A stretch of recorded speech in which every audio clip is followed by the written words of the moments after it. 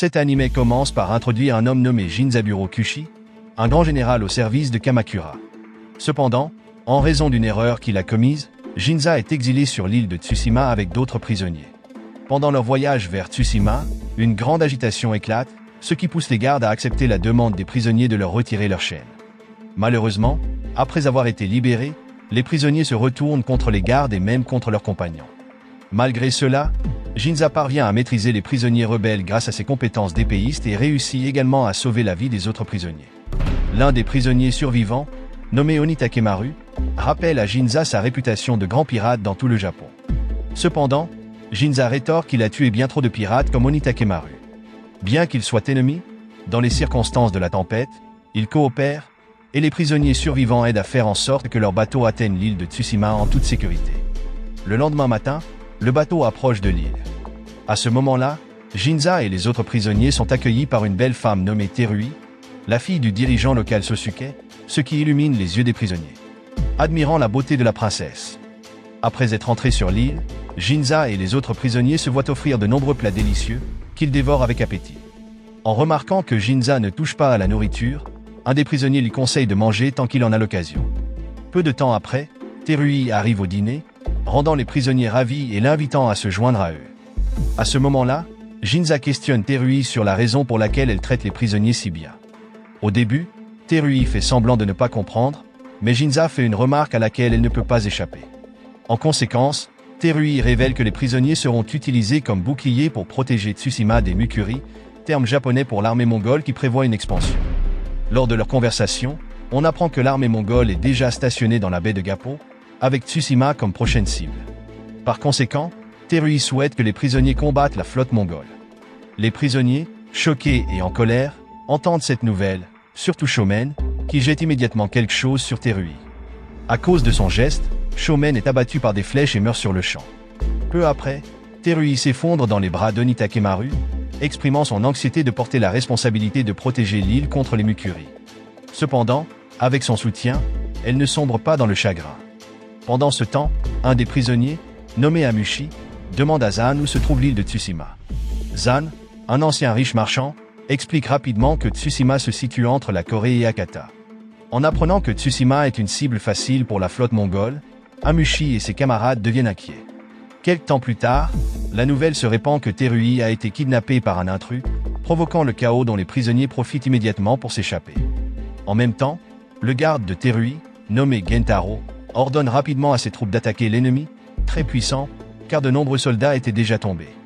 Contre toute attente, dans cette situation tendue, Ginza arrive pour aider. Armé de ses compétences en épée, il parvient à égaler l'homme mystérieux en utilisant la technique d'épée de style Geki, les rendant égaux. Après avoir été témoin de la force de Ginza, l'homme mystérieux se retire vers le navire mongol, laissant derrière lui une Terui attristée, qui voit que Gentaro et ses gardes sont morts en la protégeant. À ce moment, Ginza remarque qu'il ne s'attendait pas à ce que la personne qui lui avait demandé de protéger Tsushima soit si faible. En entendant cela, Terui arrête de se lamenter et déclare fermement qu'elle protégera Tsushima et son peuple, avant d'ordonner finalement à Ginza de l'aider.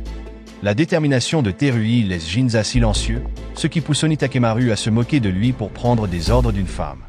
Le 3 octobre, dans la 11e année de l'ère Bunmei, la flotte mongole avance vers Tsushima. L'Empire mongol est une nation conquérante qui a pris le contrôle d'une grande partie de l'Eurasie. Après leur conquête, des siècles plus tard, des chercheurs ont étudié la prophétie de Nostradamus, qui disait que les Mongols seraient appelés Angolmois pour avoir produit un roi conquérant le monde. À cause de cela, l'Empire avait apporté des calamités au Japon. Peu de temps après, Ginza est convoqué par ordre de Terui pour participer à la réunion stratégique contre la flotte mongole. Cependant, la réunion ne se passe pas comme il l'espérait, car le fils de Sosuke pense que les Mongols n'attaqueront pas l'île de Tsushima et iront plutôt directement à Hakata.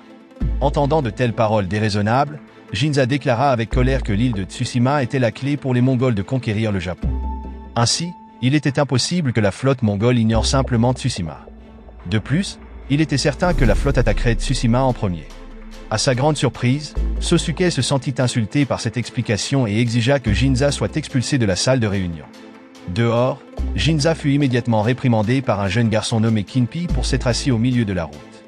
À ce moment-là, Ginza s'informa sur l'état de l'île de Tsushima, et un habitant local lui expliqua que l'île de Tsushima se composait de la province supérieure et de la province inférieure.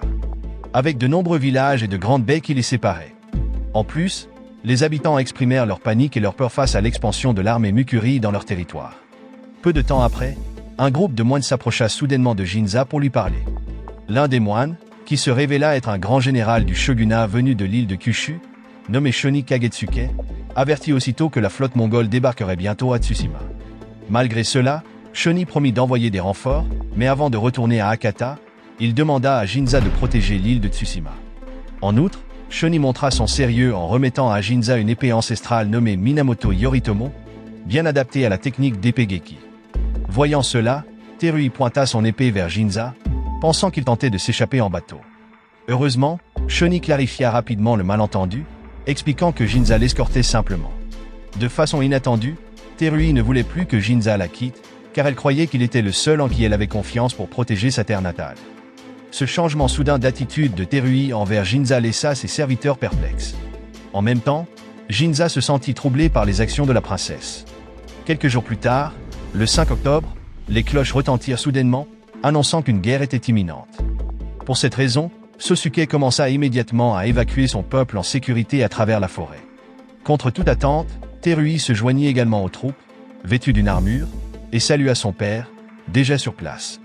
Voyant sa fille prête à se battre, Sosuke la gifla sur le champ, ne voulant pas que Terui soit en danger. Sosuke partit alors avec ses troupes vers le champ de bataille, laissant Terui derrière lui. Peu après, Ginza quitta soudainement le groupe et se dirigea ailleurs. Ses actions furent vite remarquées par Oni Takemaru, qui comprit ce qu'il allait faire et le laissa partir. Du haut d'une colline, Ginza observa la flotte mongole rassemblée dans la baie de Sazu avec des milliers de soldats. Par conséquent, Ginza offrit immédiatement son aide à Sosuke, mais son offre fut rejetée sans hésitation. Sosuke exprima alors sa colère contre Ginza pour l'insulte lors de la réunion précédente. Malgré cela, il réalisa qu'en raison de son âge avancé, il devait combattre l'ennemi. En conséquence, Sosuke demanda à Ginza de rester en arrière pour protéger Terui, lui remettant l'armure protectrice qui avait appartenu au fondateur du clan, Terra no Tomomori. Peu après, la bataille entre les troupes de Sosuke et l'armée mongole commença. Les troupes mongoles firent pleuvoir des flèches sur les forces de Sosuke, mais elles ne faiblirent pas, notamment grâce à Sosuke, surnommé le dieu de la guerre de la baie de Sazu, qui les menait.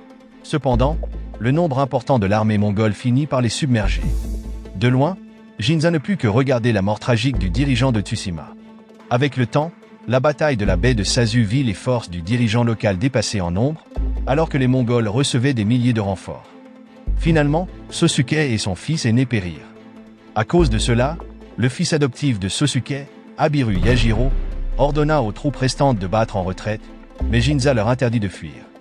Frustré d'être commandé par un étranger, Abiru et ses troupes insultèrent Ginza, le traitant d'exilé.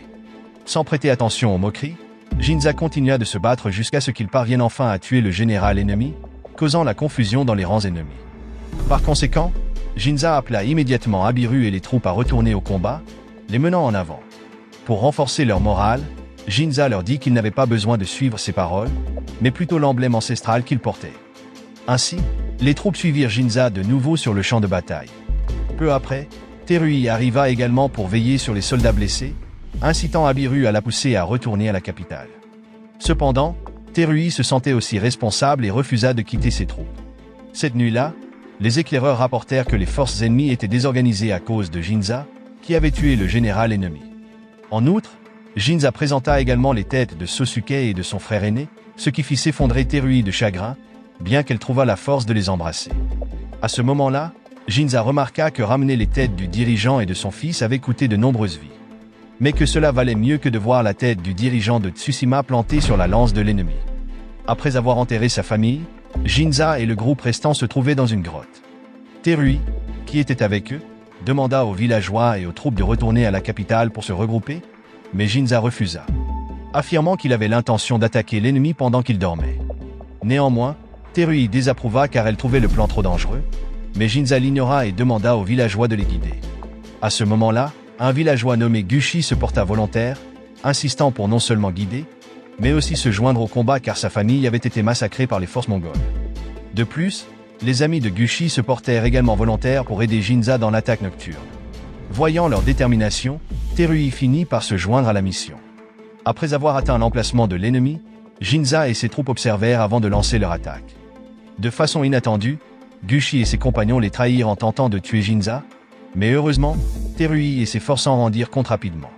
Cependant, Terui fut blessé par l'attaque de Gushi en essayant de sauver Ginza. En réponse, Ginza poignarda rapidement Gushi, qui avait blessé Terui. Par la suite, Terui fut déplacé dans un endroit sûr tandis que Ginza et ses troupes attaquaient l'ennemi. De son côté, le général mongol nommé Oke était furieux contre ses subordonnés pour leur manque de renseignements sur l'ennemi. En même temps, le groupe Toibara surveillait les mouvements de Ginza, qui ordonnait à ses troupes d'attaquer avec différents styles. L'attaque surprise leur permit de vaincre leurs ennemis, poussant Abiru à demander pourquoi Ginza risquait sa vie pour une victoire incertaine. Surtout qu'il n'était pas originaire de l'île de Tsushima. Cela poussa Ginza à se rappeler du passé, lorsqu'il jouait au shogi avec un membre de la famille Nagoe du clan Hojo, nommé Tokiaki, qui lui fit remarquer qu'il ressemblait beaucoup à son père, bien qu'il ne se souvenait pas de son visage. À cette époque, un serviteur du shogun du clan Hojo, Okura Yorosue, l'avait immédiatement averti de ne pas trop s'approcher de Tokiaki. Peu de temps après, le 11 février, Okura attaqua Tokiaki, poussant Ginza à intervenir. De manière inattendue, le fils de Tokiaki, Komitoki, demanda à Ginza de ne pas interférer. Il s'avéra que Komitoki n'avait pas d'autre choix que de laisser son père être tué pour protéger le clan. De retour au présent, Ginza dit à Abiru que s'il abandonnait son épée maintenant, quelque chose de précieux pour lui serait perdu. Après avoir dit cela, l'armée mongole apparut de nouveau, portant des armes qui dégageaient de la fumée pour désorienter et diviser leurs ennemis. Au début, Ginza et les autres étaient dépassés, mais ils continuèrent à se relever et à combattre les forces mongoles. Abiru aida également Ginza et ses troupes, qui parvint à coincer un petit groupe de soldats mongols. De plus, Abiru ordonna à ses hommes de tirer des flèches sur l'ennemi, jurant de protéger Ginza et ses forces, qui combattaient toujours les vagues incessantes de soldats mongols. Pendant ce temps, Terui et ses troupes se rendirent à un endroit pour assassiner le commandant mongol, Urien. De loin, le groupe de Terui repéra finalement Urien. Alors, Terui et Itari tirèrent immédiatement leurs flèches. De façon inattendue, le garde d'Urien était extrêmement rapide, faisant échouer leur mission. En conséquence, Terui et son groupe décidèrent de se retirer de la zone. Au milieu du chaos, Urien aperçut la beauté de Terui, ce qui le fascina. Il ordonna alors rapidement à ses hommes de capturer Terui sans lui faire de mal, dans le but de la présenter comme un trophée. De son côté, Ginza et ses forces rencontrèrent un autre groupe de soldats mongols. À ce moment-là, Abiru cherchait une occasion de tirer sa flèche, ignorant que l'ennemi possédait des armes à feu. Alors qu'il tenait fermement sa position, les soldats ennemis lui tirèrent dessus, touchant Abiru. Enragé, le groupe de Ginza trancha immédiatement les ennemis avec leurs épées. Après les avoir tous massacrés, Ginza dut dire adieu à Abiru, qui perdit la vie à cause de la blessure par balle.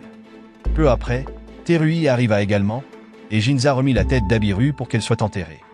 Voyant cela, Terui ne put qu'éclater en sanglots, pleurant la perte d'un autre membre de sa famille.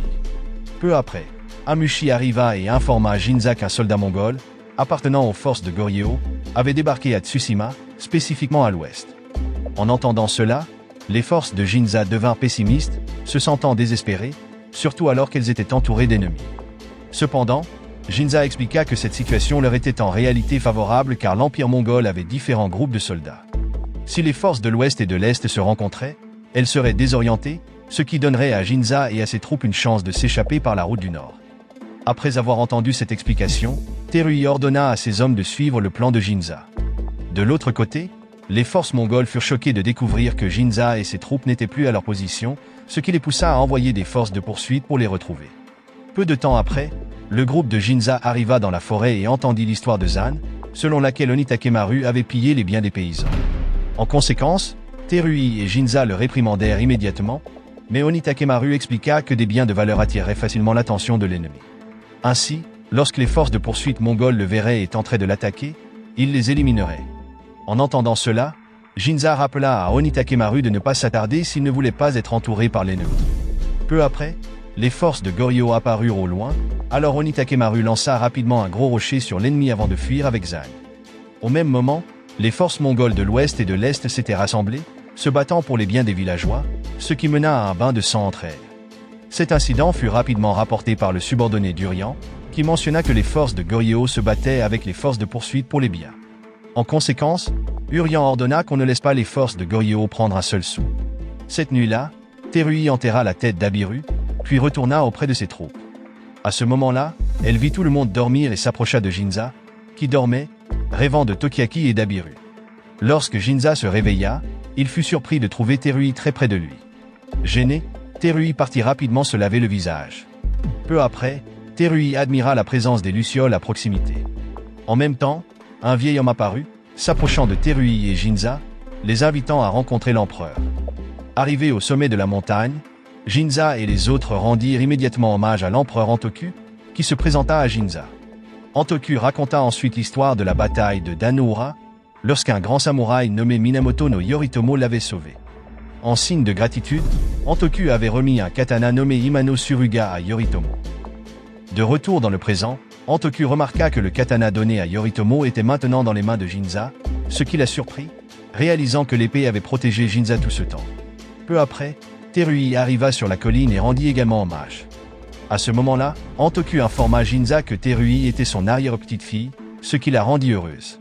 Antoku remit alors une gourde contenant une lettre à Terui, qui devait être livrée au commandant Toibara Nagamine. Sur le chemin du retour, Terui dit à Ginza que le petit-fils d'Antoku avait épousé son père, faisant d'elle une descendante de l'empereur. À cause de cela, son père la traitait souvent différemment, ce qui frustrait parfois Terui. Peu de temps après, Ginza et ses troupes arrivèrent à la baie d'Assaut et virent un groupe de femmes poursuivies par des soldats mongols. En conséquence, Ginza et ses troupes se cachèrent immédiatement derrière les arbres. Lorsque Terui demanda à Ginza de les aider, un habitant de la baie d'Assaut déclara qu'elles iraient bien. Contre toute attente, ces paroles se révélèrent vraies, car le groupe de Toibara arriva bientôt pour encercler et attaquer l'ennemi depuis la terre et la mer, anéantissant les forces mongoles. Après l'incident, un moine des forces de Ginza soigna immédiatement les villageois blessés de la baie d'Assaut, tandis que Ginza observait les cadavres mongols, qui étaient différents des soldats de l'ouest et de l'est qu'ils avaient rencontrés auparavant. Au même moment, Nagamine apparut également, expliquant que ces soldats mongols étaient de la race Jurchan. Prenant conscience de cela, Terui remit la gourde d'Antoku à Nagamine. Après avoir lu la lettre, Nagamine accueillit chaleureusement Ginza et ses troupes. De plus, il demanda à Terui et aux autres de l'accompagner au palais de Kanataoki. En arrivant, Ginza fut émerveillé par la grandeur de la porte du palais, et Nagamine l'informa que leurs ancêtres avaient établi ce bâtiment il y a plus de 600 ans. Pendant ce temps, Amushi se disputait avec Sana pour prouver sa valeur. En conséquence, les deux se mirent à se défier autour des murs, tandis que Ginza et les autres entraient dans la zone du palais, remplie de réfugiés. À ce moment-là, Ginza et ses troupes furent surpris par les artisans qualifiés et les nombreux stocks d'armes présents, y compris de l'équipement pour lancer des pierres. Lors du banquet de midi, les clans So et Toibara étaient très harmonieux. Lorsque le clan So loua la grandeur du palais de Kanataoki, Ginza dit le contraire, affirmant que ce palais avait de nombreuses vulnérabilités exploitables par un grand nombre d'ennemis pour une attaque. Sa déclaration irrita les troupes féminines de la baie d'Assaut, qui pointèrent leurs armes sur lui. Néanmoins, Ginza resta calme. D'un autre côté, un compagnon de Ginza nommé Obuzuma mentionna qu'il avait un badge en argent donné par un général mongol. Après cela, Obuzuma raconta qu'il ne voulait pas mourir bêtement dans cette région et tenta de persuader Seshi de coopérer. Peu de temps après, Ginza annonça qu'il emmènerait ses membres hors de la baie d'Assaut, ce qui fit questionner les anciens sur la manière dont ils survivraient sans maison ni nourriture. Surtout avec l'hiver approchant. Il s'avéra que Ginza avait des doutes quant à sa décision de quitter le palais, mais il croyait qu'il n'y aurait aucun changement en restant à Kanataoki. Après cela, Ginza quitta immédiatement la salle du banquet, frustré. En voyant cela, le commandant Toibara ordonna à ses membres de le laisser se calmer. Ginza se rendit alors dans un endroit où il fut confronté à des membres de Toibara qui protestaient contre son attitude.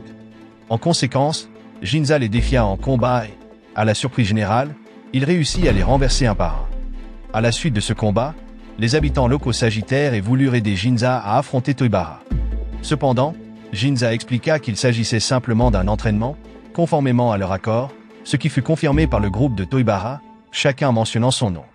Peu après, Nagamine vint saluer Ginza, ce qui le mena à accepter de rester à Kanataoki pour aider à défendre les lieux. Apparemment, Nagamine et Ginza étaient d'accord pour travailler ensemble contre les forces mongoles dans la baie d'Assaut. Pendant ce temps, Obuzuma raconta qu'il avait obtenu l'insigne d'argent d'un général mongol après avoir été capturé par les villageois. À l'époque, Obuzuma avait sauvé une famille et reçu l'insigne en reconnaissance de ses compétences. Cependant, Seshi le considérait comme un traître. D'un autre côté, Urian et ses subordonnés furent vus en réunion, discutant de la poursuite des Japonais disparus. Cependant, le chef mongol leur ordonna de se concentrer sur la prochaine bataille. De plus, Les paroles d'Urian apportèrent un souffle d'espoir aux troupes mongoles grâce à ses espions parmi les Japonais. Entre-temps, Obuzuma tenta de convaincre Seshi qu'aider l'armée mongole leur permettrait de retrouver leur statut de propriétaire terrien. Finalement, Seshi riposta et blessa Obuzuma. Cet incident surprit une femme de la baie d'Asso, qui se demanda pourquoi Seshi tuerait un compatriote mais finit par soutenir ses actions en expliquant qu'Obuzuma était un traître. Contre toute attente, Seshi avait l'intention de prendre l'insigne d'argent d'Obuzuma avant de finalement tuer la femme. Peu après, Nagamine encouragea les prières pour que les mauvais présages soient écartés et qu'il n'y ait que de bonnes nouvelles. Il exhorta ensuite le groupe de prières à continuer leurs prières au temple. Peu de temps après, il sortit pour rencontrer ses subordonnés et déclara que la fortune était de leur côté. Peu après, les éclaireurs envoyés par Nagamine furent tués par le commandant adjoint de l'ennemi, les empêchant de donner le signal. De plus, le commandant ennemi ordonna à ses subordonnés de ne pas sous-estimer les petites affaires. Quelque temps après, Nagamine et ses troupes virent de nombreuses torchées dans la forêt, indiquant que l'armée mongole s'approchait du palais. Par conséquent, Terui transmit immédiatement un message de l'empereur Antoku, affirmant que la chance de victoire était entre leurs mains. Simultanément, Onitakemaru et Zan furent ravis de voir que des renforts d'Akata étaient arrivés dans la baie d'Asso, les incitant à quitter le champ de bataille. En se préparant pour l'attaque, l'un des camarades de Ginza lui demanda pourquoi il combattait pour l'île de Tsushima, bien qu'il n'en soit pas l'originaire. Ginza expliqua alors que, durant ses jours dans la baie d'Asso, il avait beaucoup appris. De plus, les guerres sont parfois menées pour des intérêts personnels, mais il y a un but plus grand. Les paroles de Ginza inspirèrent immédiatement ses troupes, les poussant à applaudir de joie.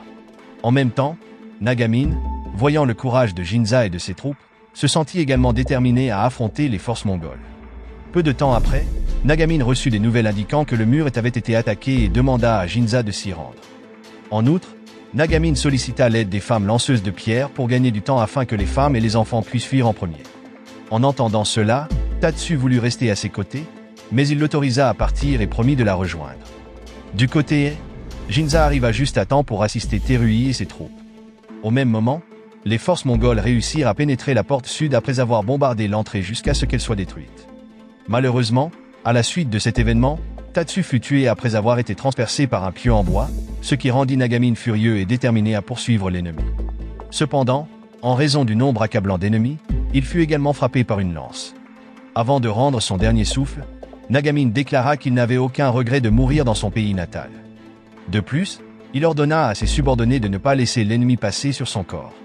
En conséquence, les troupes furent motivées à continuer de combattre l'ennemi. D'un autre côté, Ginza apprit par Amushi que Nagamine était mort et que les habitants de Kanatoki fuyaient. Par conséquent, Ginza et ses troupes décidèrent de quitter Kanatoki immédiatement, suivis par Amushi et Sana, qui se préparaient aussi à partir en hâte. Peu de temps après, Ginza demanda à Terui de s'en aller, mais elle refusa, obligeant ses troupes à l'emmener de force. Ensuite, un combat éclata entre Ginza et ses troupes contre les forces mongoles. Au milieu de la bataille, Onitakemaru revint de manière inattendue pour l'aider contre l'ennemi. Ginza apprit alors que la route d'évasion de Terui était bloquée par l'ennemi. En conséquence, Onitakemaru pressa Ginza de la rejoindre, ainsi que les autres troupes, pendant qu'il se chargerait de l'ennemi. Sans autre choix, Ginza et ses troupes partirent rapidement, tandis qu'Onitakemaru continuait à affronter les ennemis qu'il avait rencontrés plus tôt dans la baie de Sazu. Par ailleurs, Itari demanda au moine de se joindre à eux, mais le moine hésita à laisser les blessés. Contre toute attente, les troupes mongoles attaquèrent immédiatement le moine, ce qui poussa Itari à neutraliser le tireur avec une flèche. Malheureusement, cela ne suffit pas et ils furent tous deux tués par l'ennemi. Pendant ce temps, Terui et ses troupes étaient attaquées par les forces mongoles et peinaient face au grand nombre de soldats ennemis. Heureusement, Ginza arriva rapidement pour aider Terui et ses troupes, encerclés par les Mongols. Grâce à cette aide, une route de fuite s'ouvrit pour Terui et les autres, mais l'ennemi commença à lancer des bombes, projetant Ginza à la mer. Terui, voyant cela, devint extrêmement hystérique. Un à un, les soldats de Ginza furent abattus par les forces ennemies, tandis que Terui perdait espoir de survivre, surtout après avoir vu Ginza emporté par l'explosion. Néanmoins, Ketani, un camarade de Ginza, affirma que Ginza devait encore être en vie, car il ne mourrait pas aussi facilement. Ketani expliqua aussi que Ginza avait été projeté à la mer, ce qui laissait encore un espoir pour sa survie. Peu après, l'assistante de Terui, Kano, annonça qu'un chemin de fuite avait été trouvé, poussant Terui et les troupes restantes à s'enfuir rapidement. De leur côté, Amushi et ses troupes se cachaient dans les buissons, encerclés des deux côtés par les forces ennemies. Par conséquent, Amushi dit rapidement à Sana qu'il allait placer une bombe dans le feu et que, lors de l'explosion, Sana devrait s'échapper pendant la confusion. Amushi se rendit alors à l'emplacement de l'ennemi et y plaça une bombe. Alors qu'il tentait de s'enfuir, il fut momentanément bloqué par l'ennemi, bien qu'il réussisse à s'échapper après les avoir tués. Malheureusement, en sautant dans la mer, Amushi fut frappé par une lance, le faisant tomber à l'eau. En voyant cela, Sana sauta immédiatement dans la mer pour aider Amushi, mais il était déjà tombé trop profondément. Pendant ce temps, Terui et ses troupes étaient repoussés par l'ennemi. Pour protéger Terui, Ketani fut frappé par de nombreuses flèches jusqu'à en mourir. À ce moment-là, Kano se sentit également très frustrée, mais elle devait d'abord sauver Terui. En courant, elles tombèrent toutes les deux. Dans ce moment, Kano serra le cou de Terui, qui dit qu'elle voulait revoir Ginza, car il était peut-être encore vivant. À cause de cela, Kano cessa son geste, et ensuite, Terui perdit connaissance. Depuis les hauteurs, les forces mongoles cherchaient Terui et Kano. Pour assurer la sécurité de Terui, Kano attira rapidement l'attention de l'ennemi, jusqu'à ce qu'elle soit finalement capturée par les troupes mongoles. D'un autre côté, Ginza, toujours en vie, se perdit dans ses pensées, se rappelant du moment où sa fille avait planté un kaki. Mécontent, il avait arraché l'arbre. Cependant, sa fille ne s'était pas découragée et planta à nouveau l'arbre. Alors qu'il s'apprêtait à le déraciner de nouveau, sa fille l'arrêta, et ils passèrent un accord dans lequel elle promit de ne jamais abandonner l'arbre et de le surveiller la nuit. Contre toute attente, un intrus pénétra la nuit, faisant crier sa fille, jusqu'à ce que Ginza neutralise l'intrus. À ce moment-là, Ginza expliqua à sa fille pourquoi il ne voulait pas de l'arbre dans leur résidence, car l'ennemi pourrait s'y cacher. Après cela, il lui conseilla de se reposer.